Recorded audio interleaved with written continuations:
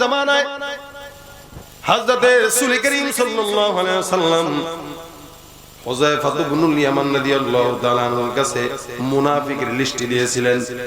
মদিনার মধ্যে কে কে মুনাফিক কেউ জানতো না, হুযায়ফা জানতো। হযরত হুযায়ফা রাদিয়াল্লাহু তাআলা আনহু যখন মুনাফিকের লিস্ট নেয়, ওমর যা ডাক দেয়া বলেন, হুযায়ফা বলো আমার নামটা কি তুমি হুযায়ফার খাতার মধ্যে আছে নাকি না আছে একটু আমারে জানায় দাও। হযরত হুযায়ফা রাদিয়াল্লাহু তাআলা আনহু বলেন, না না আমার জানানো যাবে না। কার নাম মুমিনের খাতায় কার নাম মুনাফিকের খাতায় আমার মাওলা ছাড়া কেউ জানে না। আমি জানি, আল্লাহ জানে, নবীর নিষেধ। নবী বলছেন খবরদার বলা যাবে না। যার কারণে বলবো না, আমিরুল মুমিনের চোখে ঘুম নাই। আয় হায়, আমি ওমর, ইসলামের দ্বিতীয় খলিফা, আমার নামটা যদি মুনাফিকের খাতায় থাকে, আল্লাহ আমি কি জান্নাতে যাব নাকি জাহান্নামে যাব, এটা আমি ছাড়া তুমি ছাড়া, এ মালিক তুমি ছাড়া কেউ জানে না। আমারও তো জানার কথা না, কারণ আমি তো পেরেশানিতে আছি। আমি নিজেকে বড় খলিফাতুল মুসলিমিন দাবি করি, মনে করি, কিন্তু আমার নামটা যদি মুনাফিকের খাতায় থাকে তবে আমার মত কপাল পরা জমিনের মধ্যে আর কেউ থাকবে না। হুযায়ফা যখন বলে নাই তার নামটা কোন জায়গায় আছে, ওমরের চোখে ঘুম নাই। ওমর বাসায় যায়, একদিন দুই দিন তিন দিন ওমরের চোখে ঘুম আসে না। রাত্রেবেলা ওমর শুয়ে আছে, হঠাৎ করে মাথার মধ্যে পেরেশানি। আয় হায় ওমর, আর কত শুয়ে থাকবি, তাড়াতাড়ি যা হুযায়ফার দরবারে যা, তোর নামটা কোন জায়গায় আছে একটু নিশ্চিত হয়ে আয়। তিন দিন তিন রাত হয়ে গেল, ওমরের ঘুম নাই চোখে। আমিরুল মুমিনিন দৌড় দিয়ে রাতের বেলা অন্ধকারে যায়, হুযায়ফাকে ডাকে। হুযায়ফা ডাক দেয়া কয়, হে কে, ঘরের দরজার মধ্যে এত রাতে কে আসছো? ওমর ডাক দেয়া বলে, আমি ওমর। হুযায়ফা ডাক দেয়া বলে, আমিরুল মুমিনিন, গভীর রাতে আমার ঘরের মধ্যে আপনার কি কাজ? আপনি বললেই তো আমি আমিরুল মুমিনিন আপনার দরবারে চলে যেতাম, আপনি কেন গভীর রাতে আমার দরবারে আসলেন? ওমর ডাক দেয়া বলে, হুযায়ফা, এই 3টা দিন পর্যন্ত আমার মাথায় একটা কথা, একটা প্রশ্ন, এই প্রশ্নের জবাব যতদিন পর্যন্ত আমি ওমরের মাথায় না ঢুকবে ততদিন পর্যন্ত আমার ঘুম আসবে না। আমিরুল মুমিনিন বলতেছে, হুযায়ফা, আমি তোমার কাছে গভীর রাতে চলে আসলাম একটা কথার জবাব নেওয়ার জন্য। তুমি বলো, আল্লাহর কসম করে বলবা, আমি ওমর যদি জমিন থেকে বিদায় হয়ে যাই, তুমি হুযায়ফা আমি ওমরের লাশের জানাজার নামাজটা পড়বা কিনা? আমিরুল মুমিনিনের মতো একজন সাহাবী, যেই সাহাবী বলতেছে হুযায়ফাকে, হুযায়ফা, আমার ইন্তেকালের পর তুমি আমার লাশের জানাজার নামাজটা পড়বা কিনা একটু বলো। হযরত হুযায়ফা রাদিয়াল্লাহু তাআলা আনহু ডাক দিয়া কয়, কি বলেন?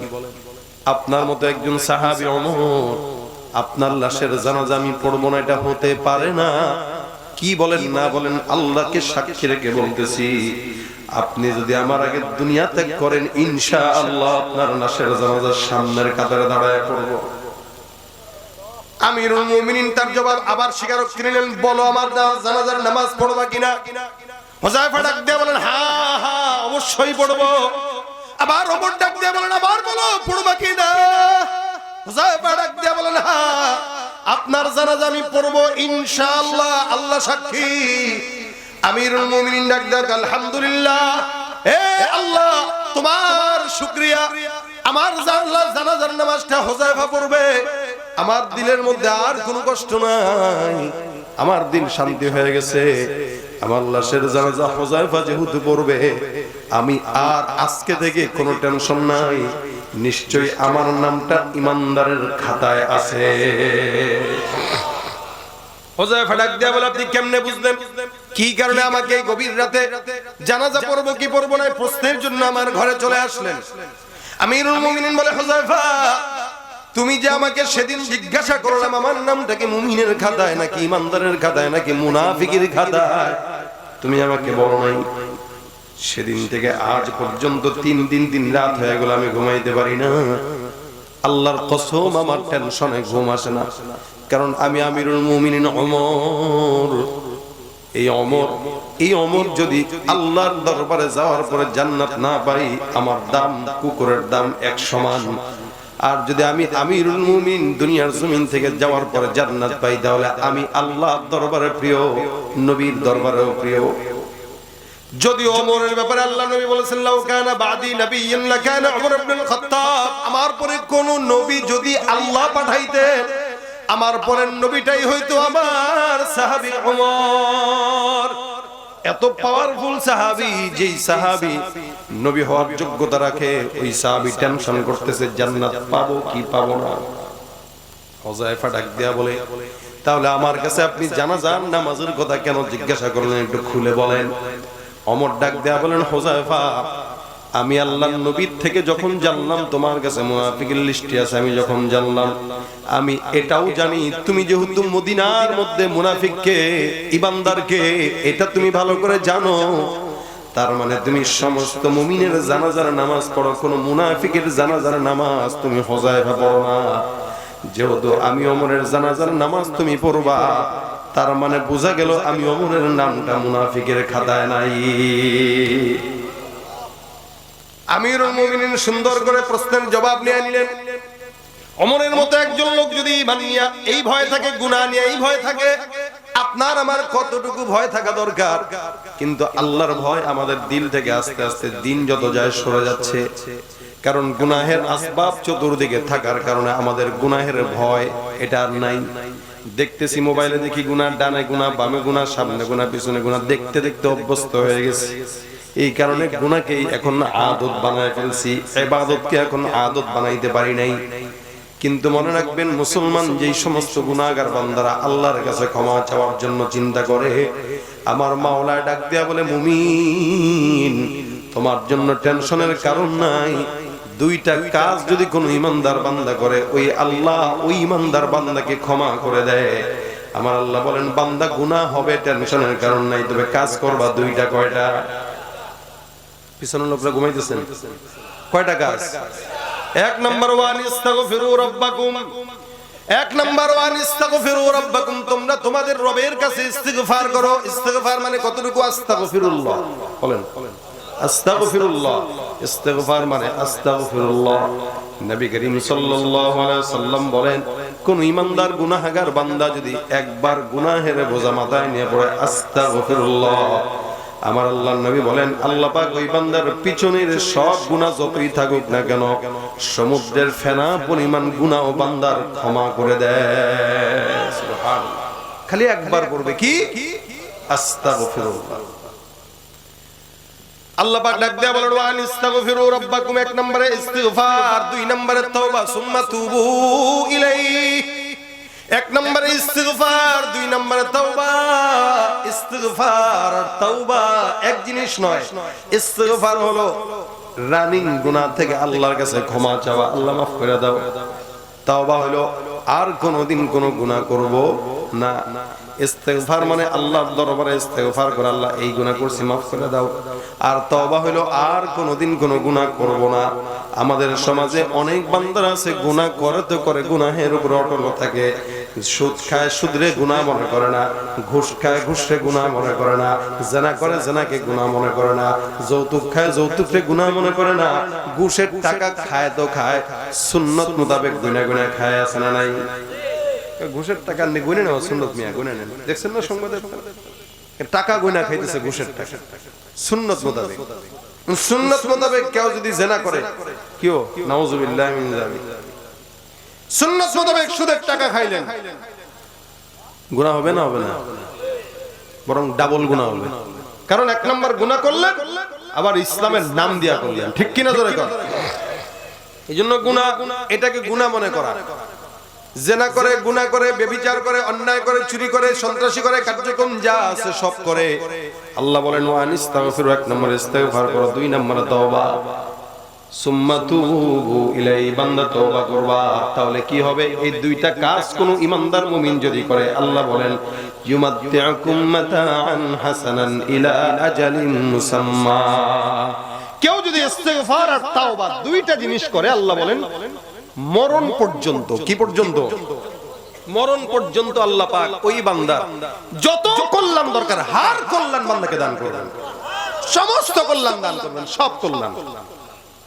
টাকা কম কামাইতে পারেন কিন্তু বরকত হবে, টাকা বেশি কামাইলেই বরকত না। অনেক মানুষ আছে কোটি কোটি টাকা কামায়, বরকত নাই জিন্দেগিতে, ওর চলার গতিও ঠিক নাই, গরু ছাগলের মতো চলে। আর যে বান্দা রিকশা চালায় খায়, বরকত আছে, ইমানের সাথে চলে, আল্লাহ পাক তার 10 টাকার ভিতরে 10 লাখ টাকার বরকত দান করেন। এই জন্য মুমিন মুসলমান ভাইরা আবার আল্লাহ পাক বলেন দুইটা কাজ, 1 নম্বর ইস্তিগফার, 2 নম্বর তাওবা। ইস্তিগফার যদি কেউ করে, রাসূল করিম সাল্লাল্লাহু আলাইহি ওয়াসাল্লাম বলেন, আল্লাহ পাক অন্য আয়াতের মধ্যে বলেন, বান্দা তোমরা বেশি বেশি ইস্তিগফার করো। ইস্তিগফার করার দ্বারা আল্লাহ পাক বান্দাকে মুস্তাজাবুদ দাওয়া বানায় দেয়। সুবহানাল্লাহ। মুস্তাজাবুদ দাওয়া বুঝেন? হ্যাঁ, সব দোয়া কবুল করে। যেই ব্যক্তি, যে আলেমের সব দোয়া কবুল হয়, তাকে বলা হয় কি? মুস্তাজাবুদ দাওয়া। মুস্তাজাবুদ দাওয়া বাংলাদেশে এখন অনেক কম, নাই বললেই চলে, তবে আছে। কিছু কিছু উলামা একদম আছে যারা মুস্তাজাবুদ দাওয়া, অর্থাৎ আল্লাহ পাকের কাছে যে দোয়া কবুল করে, আল্লাহ পাক সে দোয়া কবুল করেন। যে দোয়া চায়, যে দোয়া করে, আল্লাহ ওটা কবুল করে নেন। এটাকে বলা হয় মুস্তাজাবুদ দাওয়া। রাসূল বলেন, কেউ যদি বেশি বেশি ইস্তিগফার করে, আল্লাহ তাকে মুস্তাজাবুদ দাওয়া বানায় দেন। সুবহানাল্লাহ। কত বড় কথা! আমরা তো আস্তাগফিরুল্লাহ একবারও করি না, ইস্তিগফার আমরা পড়ি না, গুনাহ করতেছি, গুনাহের বোঝা বাড়তেছে, ইস্তিগফার করার সময় আমাদের হাতে নেই। দেখেন মুস্তাজাবুদ দাওয়া বাড়ানোর ঘটনা, ইমাম আহমদ ইবনে হাম্বল রাহমাতুল্লাহ আলাইহি বহুত বড় একজন ইমাম, 4 ইমামের অন্যতম।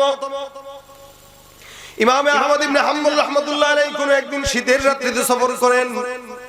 সফর করতে করতে করতে করতে হঠাৎ করে রাস্তাঘাটে একটা দোকান দেখলেন।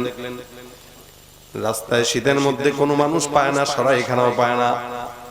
যেতে যেতে যেতে যেতে যেতে যেতে একটা দোকান পেলেন। দেখবেন স্টানের মধ্যে চায়ের দোকান পাওয়া যায়। এরকম একটা রুটির দোকানে একটা যুবক রুটি বানাই দিয়েছে।